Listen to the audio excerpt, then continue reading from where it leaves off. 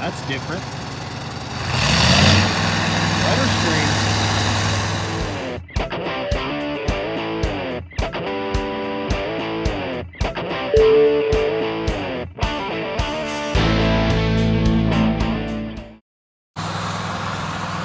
Believe it or not, that combine does not have a radiator. It's got a Deutz air-cooled motor in it. It's pretty neat. Not my combine, buddy of mine. He just had it down here working on it some. Pretty neat combine though. Guess what? All 6 are in, and they actually work. And I didn't even get shocked. So, 10 out of 10 job. Can't wait until it's dark tonight to try them out.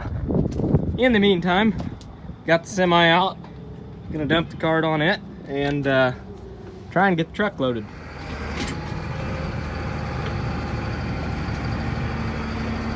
Loading. PTO is on. Let's see if I remember how to do this or not. We'll find out. Okay, find the right remote. Gate is opening. We should have some corn coming. There we go.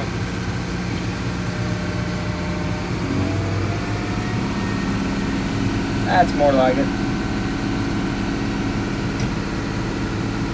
It's just like harvest. Almost like harvest. 1 cart down, 1 to go. Fire it back up. Still got a mess that I made last night. But like I said, that'll be a scoop shovel job when I'm done. I could have put boards up, but yeah. Oh well. There went a mouse. Up, there he is. Right in the corner. Don't try this at home, but we're gonna stomp him. I missed him, but he's in the auger now, so somebody's cornflakes got more protein there. Corn material, that's what they call it. But you can see this corn's pretty clean. It is year-old corn. It's been in here since last fall, but pretty clean looking corn for what it is. Loading again. Almost full. Truck's almost full, but I can still get 150, 100 bushel on there. So I'm gonna call that about good. It looks so pretty at a distance because it looks clean at a distance, but you get up close and it's a mess. Couldn't figure out where my cord for trailer lights went. It was in the shop. So now I'll have trailer lights. Look at them lights. Now only some air lines to fix, brakes to go over. Tire semi-degrees, gotta replace all the rollers underneath the hoppers on this.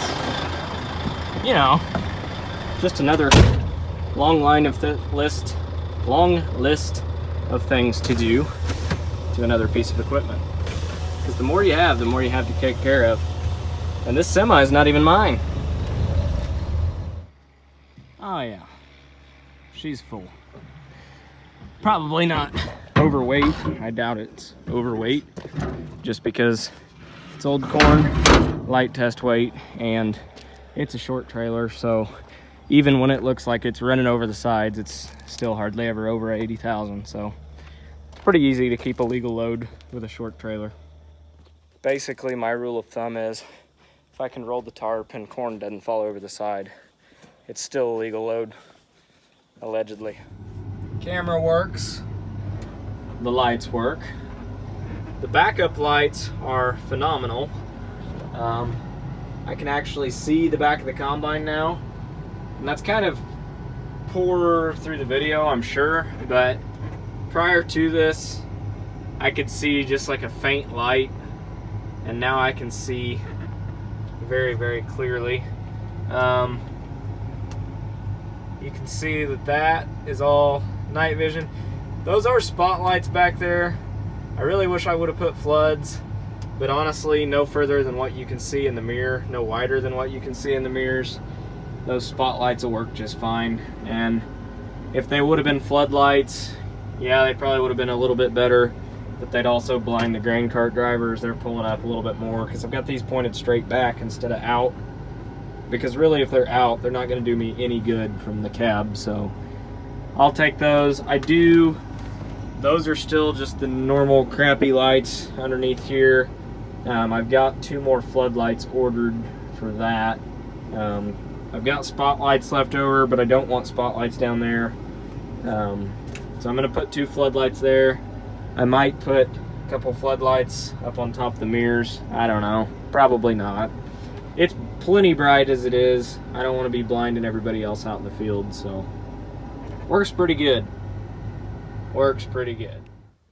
Not gonna lie, these are some of the brightest floodlights I've found. Got them at Tractor Supply, so for what they are, they're pretty bright. So yeah, check these out. That's what I put on the Steiger. Getting ready to put them on the front of the combine as well.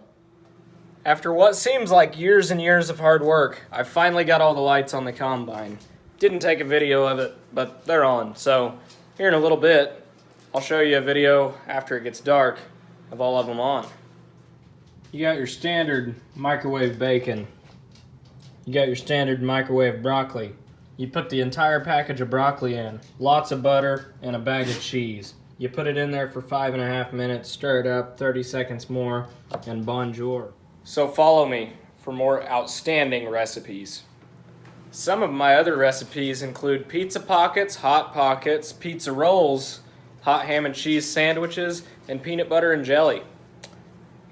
I don't want to brag, but I'm probably the next Gordon Ramsay. So this part of the video is going to be more of a to those whom it may concern. This isn't going to be so much equipment, but more so behind the scenes farm stuff. This is the office, and today I was actually contacted by a seed company who I'm growing some soybeans for right now, and I'm going to grow some seed beans for them. They're coming up short on a certain type of beans this year, so I knew they were looking, got in contact with them, and they're going to be seed beans. So what that entails is I've got to harvest them specifically at a certain moisture. Hardly any weed seed. Got to be really, really good seed quality. Combine's got to be set just right, cleaned out, not contaminated with any other grain. So basically, these beans, they were planted April 16th.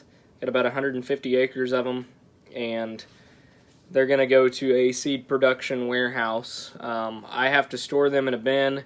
They bring me a belt to unload instead of an auger, because a belt's a little bit more gentle with the seed than an auger is, a little less cracked seed.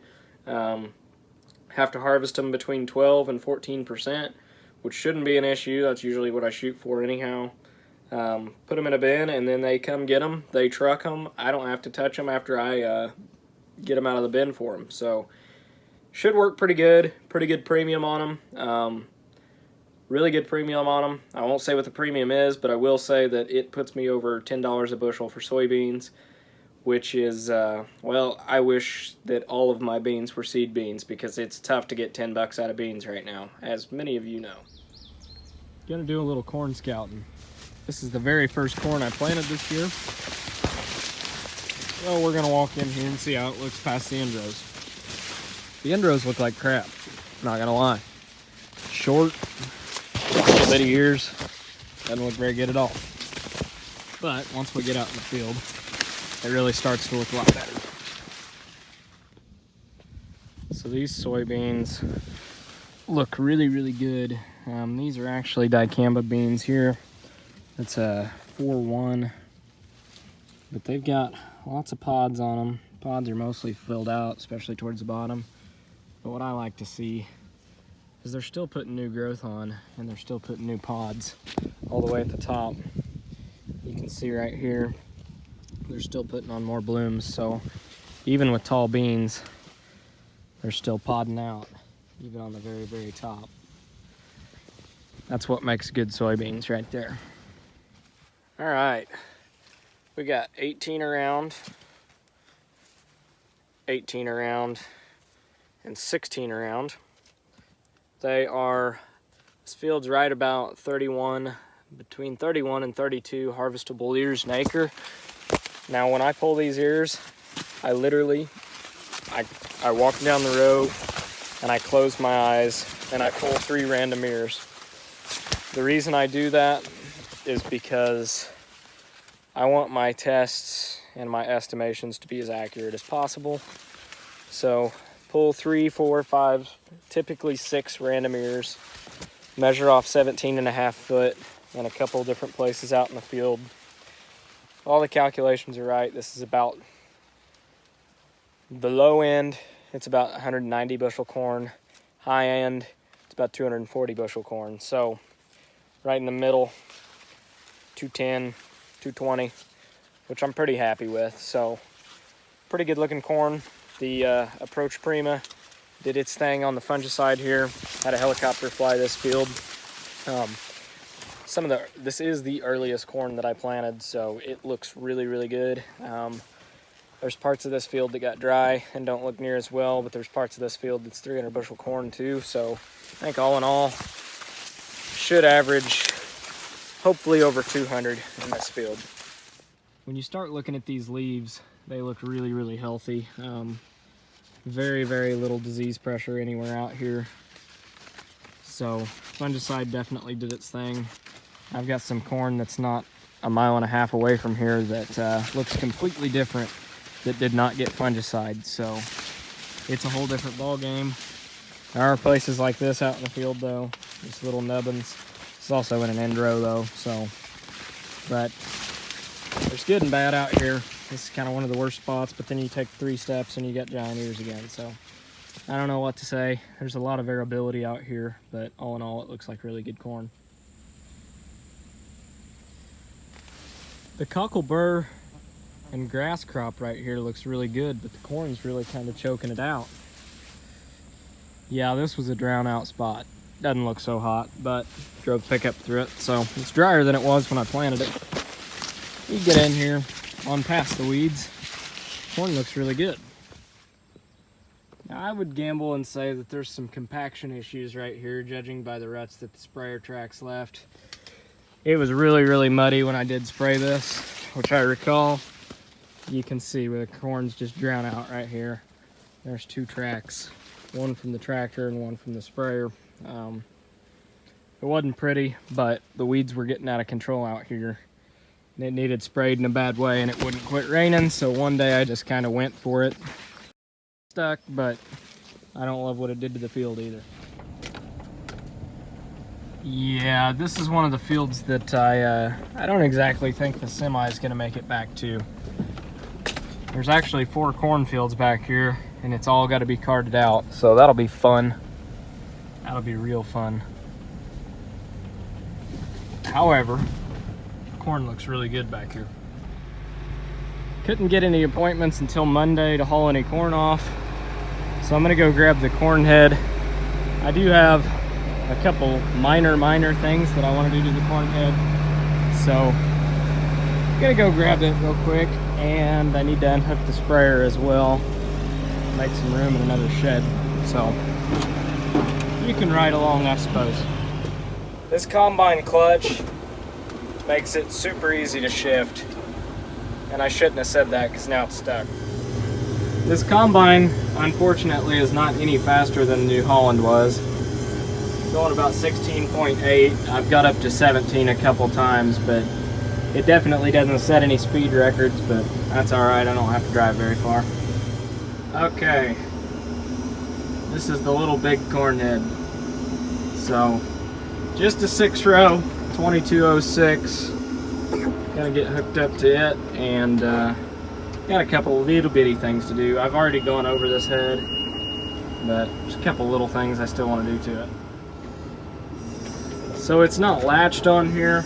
I just picked it up, but I'm only going like a quarter mile down the road with it, so we're not gonna worry about latching it. But those little bitty plastic deals, they're little pieces of rubber actually, in between the snouts. Those are pretty much shot on this one, so I got some new ones to stick on it. They're just 2 bolts a piece, so it's not like it's difficult to take them off there and replace them. But I'm gonna replace those, and then I've got a chain in that corner that I'm gonna take a link out of. I got to thinking about it. I may as well just go ahead and do it. I was gonna run it a couple days, but it was pretty loose, so I'm just gonna go ahead and do it. So I'm going from here to there, so really no reason to latch the head. Well, my fiance said that the sweet corn patch was ready, so I suppose we'll shell it. I mean, when the corn's ready, you go get it, right? It's gonna feel really good to get unhooked from this thing and get all the monitors out, get all this crap out of here. I'm not gonna lie, I'm sick and tired of spraying this year. I lived in this thing all summer long. That's why there's really not many videos of it. It got redundant, it got repetitive, and I got bored of it. So, in the meantime, we're gonna unhook this thing, and hopefully next year, there'll be a self-propelled on the farm and not a pull type. Now, there's nothing wrong with a pull type. I don't know. I don't like that it makes 2 sets of tire tracks while I'm out in the field. And I don't like the fact that you can't drive very fast because the little pump on there just doesn't quite go quick enough. There's still water hemp out there like crazy because they took dicambo away. So, ready to go to all enlist next year, run a self-propelled and be done with it. Another reason I'd like to get a self-propelled sprayer is to have a high capacity pump, put Y drops on one, and be able to side dress all my corn with a sprayer. Because I'm tired of screwing with rental side dress bars that are junky and just do a half-assed job. It's in here nice and tight, but it's in the shed. So, yep, that'll work. That mess right there makes you appreciate hooking and unhooking onto the simple things, like a disc that has a hitch pin and 2 sets of hoses. That has way too many sets of hoses and way too many electric cords and wires, and it's a pain, I'm not gonna lie. I dread hooking up to it again.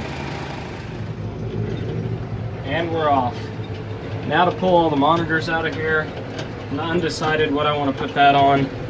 Thinking maybe next year I'll put it in the tractor, plant with, because the sprayer that I may or may not get, which that's still up in the air. It depends how the crops do and what prices do, but if I do get one, it has auto steer in it, so I don't need that anymore, so I could put it in a planter tractor.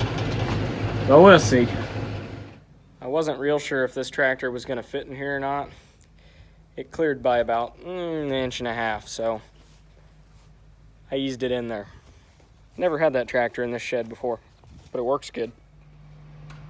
Well, for the first try, I'm giving myself an A for effort, because that was almost right, but that's not going to work like that. But A for effort. See if the half ton will do it or not.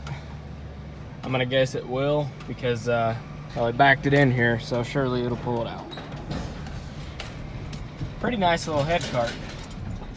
Traded a buddy a 20-foot one for his corn head for a 30-foot one for my bean head, so even trade, it worked out good. Don't be dead, don't be dead.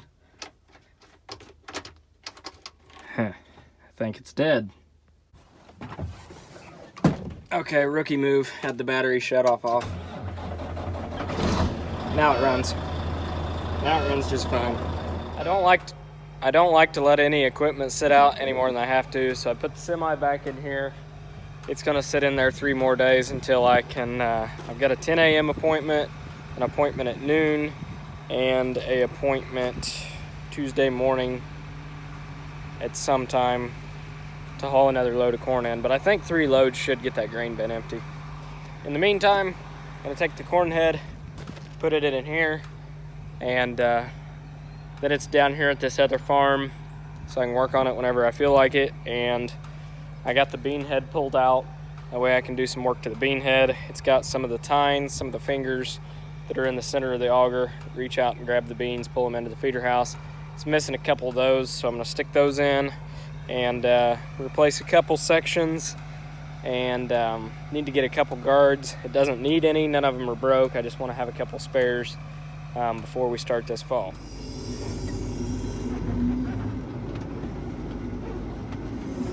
Feels pretty good in here. Air conditioner set at a nice temperature. That was a little bit disappointing. I thought that I could get the corn head all the way up against that wall, but there's not room. Proof that you can't build a shed big enough no matter what you do. Because this old shed, there used to be an old shed that sat here, and a tornado wiped it out. This shed is twice as big as the old one and it's still not big enough. But got plenty of shed space, just not always where you want it. That's the problem down here. Nothing's tall enough down here except for this shed. Oh yeah, she's ready to cut some wood.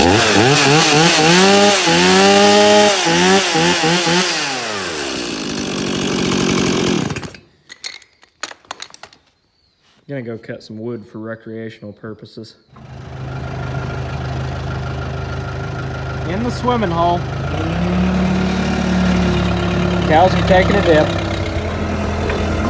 A backhoe is one of the things on the farm that you don't have to have, but once you've got one, you wouldn't know what to do without it. This thing is a wheelbarrow, a bulldozer, a track hoe, does everything we need it to do. We even load hay with this thing, so it works pretty good. Today, the backhoe is just going to get it used as a great big wheelbarrow. Works pretty good for that too. It's hot out. I forgot to bring water. That's all I'm cutting today. Just enough for a campfire, which is all I wanted. But the sole's dull. Need to get a new bar anyhow. That one's half bent. So we're gonna call that good for now. Just might get a second cut of hay across the ditch this year. I don't know if I have time before harvest to cut it or not, but these guys here will probably appreciate it. I think we've got enough hay to get through the winter. Just when we got out of first cut, but just in case, and we can always sell extra. So that's going to do it for this video. I know this video was a little bit of all over the place, but you know, the combine's pretty much ready. All the equipment's more or less ready for fall. Loading out some old crop grain, and you guys get to see some new crop grain. So hope you enjoyed the video. Don't forget, if you haven't already, to subscribe, drop a comment, like the video. Helps me out big time. Till next time, thanks for watching.